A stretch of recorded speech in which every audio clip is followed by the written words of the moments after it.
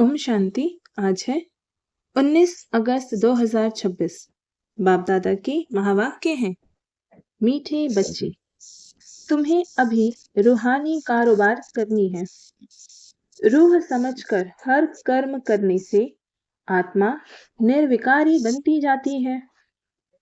प्रश्न है, स्वर्ग का वर्षा लेने और स्वर्ग में उच्च पद पाने का आधार क्या है? बाबा उत्तर देते हैं, ब्रह्मा कुमार कुमारी बने तो स्वर्ग का वर्षा मिल जाएगा, परंतु उच्च पद का आधार है पढ़ाई। अगर बाप का बनकर अच्छी रीति पढ़ाई पढ़ते रहें, पूरा पवित्र बने तो राजाई पद मिलता है। कोई पूरा पढ़ते नहीं, कर्म बंधन है। पूरा पवित्र नहीं बने और शरीर छूट गया तो प्रजा में भी साधारण पद पालेंगे। ओम शांति। रूहानी बच्चों को रूहानी बाप समझा रहे हैं। यहाँ रूहानी कारोबार है, बाकी सारी दुनिया में जिस्मानी कारोबार है। वास्तव में कारोबार चलती है रूहों की। आत्मा ही इस शरीर द्वारा पढ़ती चलती है, विकर्म करती है। इसलिए पति आत्मा पाप आत्मा कहा जाता है। आत्मा ही सब कुछ करती है। इस समय सब मनुष्य देह अभिमानी है। मैं आत्मा हूँ, समझने बदले समझते हैं मैं फलाना हूँ। यह व्यापार करता हूँ, यह फलाने कामी क्रोधी है। शरीर का ही नाम लेते हैं। इसको कहा जाता है देह अभिमानी दुनिया, उतरती कला की दुनिया। सतयुग में ऐसे नहीं होता, वहां देही अभिमानी होते हैं। तुमको देही अभिमानी बनाया जाता है। अपने को आत्मा निश्चय करो। मैं आत्मा यह शरीर रूपी चोला धारण कर पार्ट बजाती हूँ। वह एक्टर्स भी भिन्न भिन्न कपड़ा बदली कर पार्ट बजाते हैं। बाप कहते हैं, तुम आत्माएं पहले शांति धाम में थी। तुम्हारा घर है शांति धाम। जैसे वह हद का नाटक होता है, यह फिर है बेहद का नाटक। सभी आत्माएं परम धाम से आकर शरीर धारण कर पाठ बजाती है। आत्माओं का असूल घर है परम धाम। उन एक्टर्स का तो घर यहाँ ही होता है। सिर्फ ड्रेस बदली कर आकर पाठ बजाते हैं। तो बाप बैठ समझाते हैं, तुम आत्माएं हो। बाप तो बच्चे बच्चे ही कहेंगे, सन्यासी बच्चे बच्चे नहीं कहेंगे। बाप कहते हैं, मैं पतित पावन तुम सभी आत्माओं का बाप हूँ, जिसको तुम गॉड फादर कहते हो। गॉड फादर तो निराकार है। ब्रह्मा विष्णु शंकर को भी गॉड फादर नहीं कहेंगे। उनमें भी आत्मा है, परंतु उनको कहते हैं ब्रह्मा देवता नमः, विष्णु देवता नमः। देवताएं क्या करते हैं, यह किसी को पता नहीं है। बाप ही आकर समझाते हैं। तुम कैसे ड्रामा प्लान अनुसार पाठ बजाते हो। दुनिया एक ही है, ऐसे नहीं कोई नीचे पाताल व ऊपर में दुनिया है। दुनिया एक ही है, जिसका चक्र फिरता रहता है। लोग तो कह देते हैं मून में प्लॉट लेंगे। बाप समझाते हैं, बच्चे कितने इंसॉल्वेंट बन पड़े हैं। भारतवासियों के लिए ही कहते हैं, तुम कितने साहूकार समझदार थे। इन लक्ष्मी नारायण का सारे विश्व पर राज्य था, जिसको कोई लूट ना सके। वहां कोई पार्टीशन आदि नहीं होती। यहाँ तो कितनी पार्टीशन है, आपस में टुकड़े टुकड़े पर लड़ते रहते हैं। तुम सारे विश्व के मालिक थे। सारा आकाश पृथ्वी समुद्र सब तुम्हारा था, तुम उनके मालिक थे। अब तो टुकड़े हो गए हैं। यह किसी को पता नहीं है। भारत ही विश्व का मालिक था। बाप समझाते हैं, आत्मा को जो पार्ट मिला हुआ है वह कभी घिसता नहीं, चलता ही रहता है। अभी तुम फिर से मनुष्य से देवता बन रहे हो, फिर 84 जन्म लेंगे। तुम्हारा पार्ट चलता ही रहता है, कभी बंद नहीं होता है। कोई मोक्ष आदि पाते नहीं। जितने अनेक गुरु, अनेक शास्त्र, उतनी अनेक मतें होती हैं। मनुष्यों में कितनी अशांति है। जहां भी जाओ कहेंगे मन को शांति कैसे मिले। यह देह अभिमान में आकर कहते हैं। बाप समझाते हैं, मन और बुद्धि यह है आत्मा के ऑर्गन्स, बाकी यह सब शरीर की इंद्रियां हैं। आत्मा कहती है, मेरे मन को शांति कैसे मिले। वास्तव में यह कहना गलत है। तुम आत्मा हो, तुम्हारा स्वधर्म ही शांत है। तुम ऐसे कहो, मुझ आत्मा को शांति कैसे मिलेगी। इसमें कर्म तो करना ही है। यह बातें बाप ही बैठ समझाते हैं। दुनिया में यह ज्ञान किसको नहीं। वहां है भक्ति मार्ग। उनको ज्ञान का पता नहीं है। ज्ञान तो एक बाप ही देते हैं। बाप खुद कहते हैं, मैं कल्प के संगम युग पर आता हूँ। कलयुग के अंत में सभी पतित हैं। यह है रावण राज्य। रावण को जलाते भी भारतवासी ही है। बाप, पतित पावन का जन्म भी यहाँ है, तो रावण का जन्म भी यहाँ है। रावण जो सबको पतित बनाते हैं, इसलिए उनको जलाते हैं। यह बातें किसी की बुद्धि में नहीं है। अब भारत में श्री कृष्ण जयंती मनाते हैं। श्री कृष्ण की लीला, भजन आदि करते हैं। अब बाप कहते हैं, वास्तव में श्री कृष्ण लीला कुछ है ही नहीं। श्री कृष्ण ने क्या किया? कहते हैं, कंसपुरी में जन्म लिया। अब कंस तो डेविल को कहा जाता है। सतयुग में डेविल कहाँ से आए?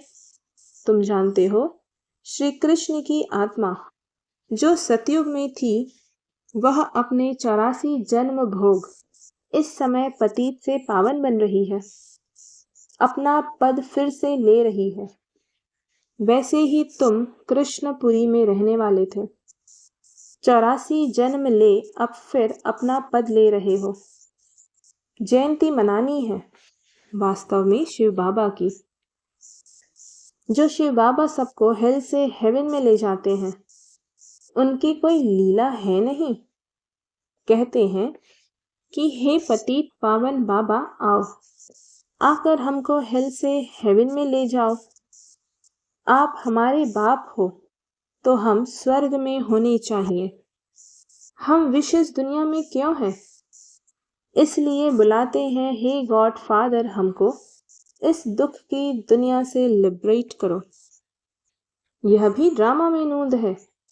बाप कहते हैं, इस ड्रामा को कोई जानते नहीं। शास्त्रों में ड्रामा की आयु लंबी लिख दी है। नई दुनिया को पुरानी बनना ही है। सतो रजो तमो में आना ही है। यह है बेहद की बात। अभी तुम फिर से विश्व के मालिक बन रहे हो। भारतवासी जो नई दुनिया में थे, वही 84 जन्मों का पार्ट बजाएंगे। अभी तुम पवित्र बनते हो, बाकी सब मनुष्य पतित हैं। तब तो पावन के आगे जाकर नमन करते हैं। पावन को पावन नमन क्यों करेंगे? सन्यासी पावन है, तब तो पतित मनुष्य उनके आगे माथा झुकाते हैं। कन्या पवित्र है, तो सब उनके आगे सिर झुकाते हैं। वही कन्या शादी कर ससुर घर जाएगी तो माथा टेकना पड़ता है। अभी बेहद का बाप आए हैं सबको पावन बनाने। वह सब है कलयुग में, तुम हो अभी संगम पर। अब तुमको पतित दुनिया में नहीं जाना है। यह है ही कल्याणकारी युग। बाप आकर सबका कल्याण करते हैं। तुम अभी श्री कृष्ण जयंती मनाएंगे, नहीं तो लोग समझेंगे यह तो नास्तिक है। नास्तिक वास्तव में उसको कहा जाता है जो अपने बाप को और रचना के आदि मध्य अंत को नहीं जानते हैं।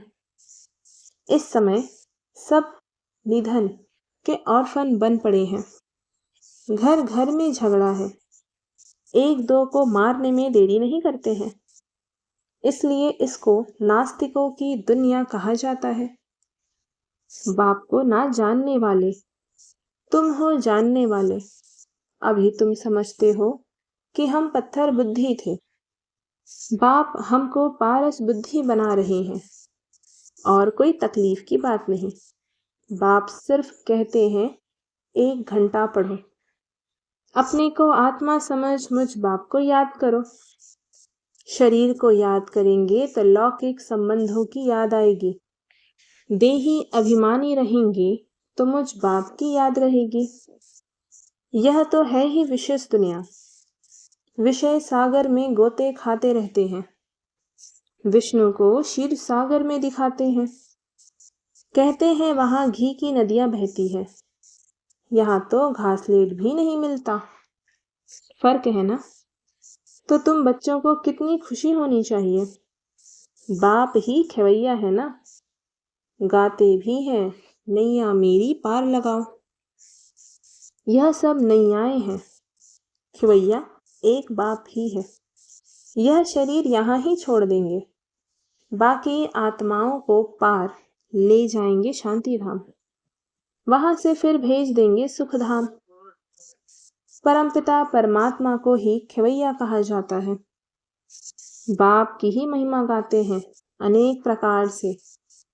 अभी तुम पवित्र बन पवित्र दुनिया के मालिक बनते हो।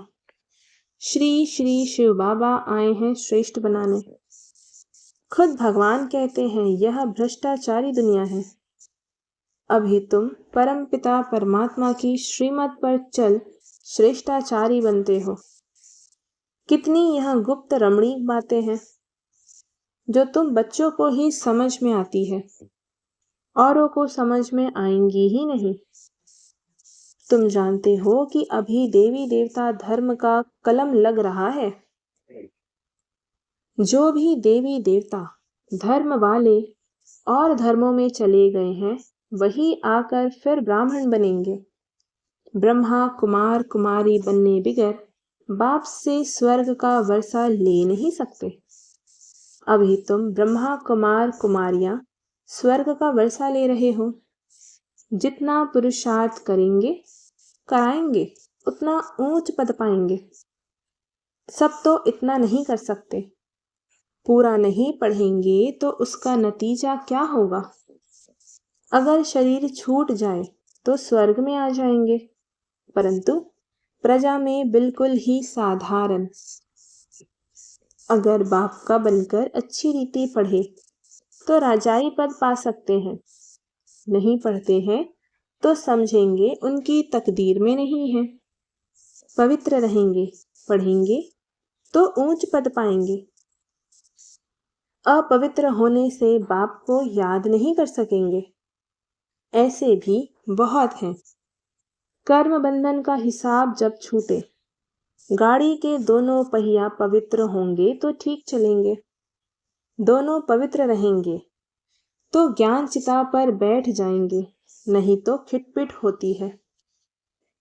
कई बच्चे कहते हैं कि बाबा हम तो जानते हैं श्री कृष्ण सतयुग का पहला प्रिंस है, तो क्यों नहीं कुछ मनाएं।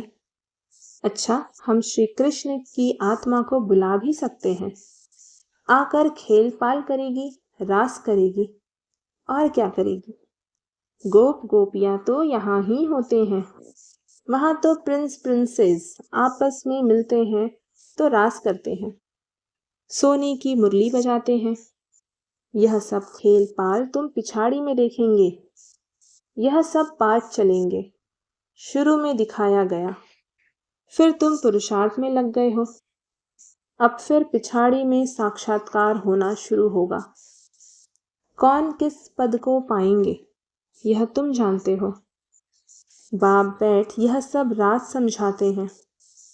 तुमसे पूछते हैं, वेदों शास्त्रों को मानते हो? बोलो हाँ। हम क्यों नहीं मानते हैं? यह सब भक्ति मार्ग की सामग्री है, इनमें कोई ज्ञान नहीं है। ज्ञान देने वाला तो एक है। ज्ञान मिलता है तो भक्ति आप ही छूट जाती है। तुम मंदिर में भी जाएंगे तो बुद्धि में रहेगा कि यह लक्ष्मी नारायण फिर अब नई दुनिया में राज्य करेंगे। बाप बच्चों को समझाते हैं, दोनों तरफ तोड़ निभाना है। गृहस्थ व्यवहार में रहते पवित्र बनना है। श्रीमत कहती है, पूरे पवित्र बनो, पूरा वैष्णव बनो और विष्णुपुरी का राज्य लो। अच्छा, मीठे मीठे सिकी लधे बच्चों प्रति माता पिता बाप दादा का याद प्यार और गुड मॉर्निंग। रूहानी बाप की रूहानी बच्चों को नमस्ते और हम रूहानी बच्चों की रूहानी माता पिता बाप दादा को याद प्यार गुड मॉर्निंग और नमस्ते। धारणा के लिए मुख्य सार है। पहली पॉइंट, योग द्वारा कर्म बंधन का हिसाब किताब चुकतू कर पावन बनना है। ज्ञान चिता पर बैठना है। पूरा पूरा वैष्णव अर्थात पवित्र बनना है। दूसरी पॉइंट है, अपने शांत स्वधर्म में स्थित रहना है। सबको शांति धाम की याद दिलानी है। कभी भी अशांत नहीं होना है। आज का वरदान है, आवाज से परे की स्थिति में स्थित हो सर्व गुणों का अनुभव करने वाले मास्टर बीज रूप भव। जैसे बीज में सारा वृक्ष समाया हुआ होता है, वैसे ही आवाज से परे की स्थिति में संगम युग के सर्व विशेष गुण अनुभव में आते हैं। मास्टर बीज रूप बनना अर्थात सिर्फ शांति नहीं, लेकिन शांति के साथ ज्ञान, अतीन्द्रिय सुख, प्रेम, आनंद, शक्ति आदि आदि सर्व मुख्य गुणों का अनुभव करना। यह अनुभव सिर्फ स्वयं को नहीं होता, लेकिन अन्य आत्माएं भी उनके चेहरे से सर्व गुणों का अनुभव करती है। एक गुण में सर्व गुण समाये हुए रहते हैं। आज का स्लोगन है, अच्छाई धारण करो लेकिन अच्छाई में प्रभावित नहीं हो जाओ। ये अव्यक्त इशारे। अपवित्रता के बीज को भी समाप्त कर संपूर्ण स्वच्छ पवित्र बनो। पवित्रता आप ब्राह्मण आत्माओं का अनादि आदि संस्कार है। इस नेचुरल संस्कार से स्वप्न व संकल्प में भी अपवित्रता इमर्ज ना हो। संकल्प आवे और विजयी बनो। इनसे भी ऊपर नेचुरल संस्कार बना लो तो इस सब्जेक्ट में पुरुषार्थ करने की आवश्यकता नहीं रहेगी। अच्छा, ओम शांति।